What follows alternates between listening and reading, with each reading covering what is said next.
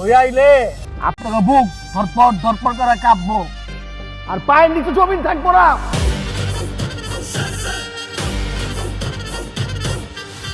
এখন যেহেতু কোনো লাভ হবে না মা, সেই যে তোমাদেরকে চিনবে না। যেহেতু আমরা সব কিছু জেনে গিয়েছি, আমাকে প্ল্যান বিতে যেতে হবে মা। আসসালামু আলাইকুম বন্ধুরা। দুনিয়া টাকার গোলাম নাটকের ৮ম পর্বের শেষ দৃশ্য দেখার পর আপনাদের মনেও কি অনেক বড় ধাক্কা লেগেছে?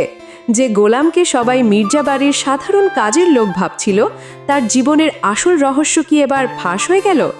গোলাম আর শেহজাদ কি আসলেই এক মানুষ? তবে কি শেহজাদ ইচ্ছা করে নাটক করছে না, বরং সে সত্যিই তার স্মৃতিশক্তি হারিয়ে ফেলেছে?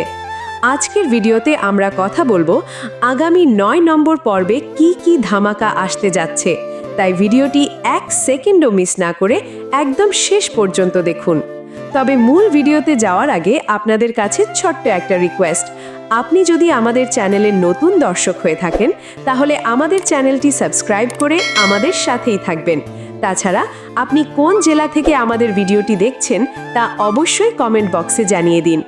বন্ধুরা, গত পর্বে আমরা দেখেছি গোলাম তার শেহজাদ চেহারার দাপট দেখিয়ে এক বৃদ্ধাশ্রমকে গুন্ডাদের হাত থেকে রক্ষা করে, কিন্তু কাহিনীর সবচেয়ে বড় টুইস্ট আসে তখন যখন শেহজাদের স্ত্রী মুনির চাচার কাছ থেকে জানতে পারে যে গোলামকে রক্তাক্ত অবস্থায় উদ্ধার করা হয়েছিল।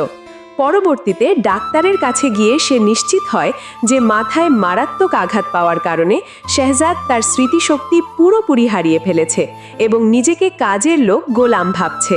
এই কঠিন সত্য জানার পর শেহজাদের স্ত্রী চরম অনুশোচনায় ভেঙে পড়ে যে সে না বুঝেই রিশাদকে বিয়ে করে ফেলেছে।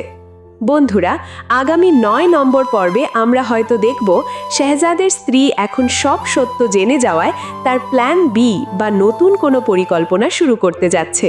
সে হয়তো রিশাদের সাথে সমস্ত সম্পর্ক চুকিয়ে দিয়ে গোলামের স্মৃতিশক্তি ফিরিয়ে আনার আপ্রাণ চেষ্টা করবে। আমরা হয়তো আরও দেখব রিশাদ যখন বুঝতে পারবে যে গোলামই আসলে আসল শেহজাদ এবং তার স্ত্রী সব জেনে গেছে, তখন গোলামকে চিরতরে দুনিয়া থেকে সরিয়ে দেওয়ার জন্য কোনো নতুন ষড়যন্ত্রের ছক আঁকবে। গোলাম কি পারবে তার হারিয়ে যাওয়া স্মৃতি ফিরে পেয়ে নিজের আসল রাজত্ব আর পরিবারকে উদ্ধার করতে?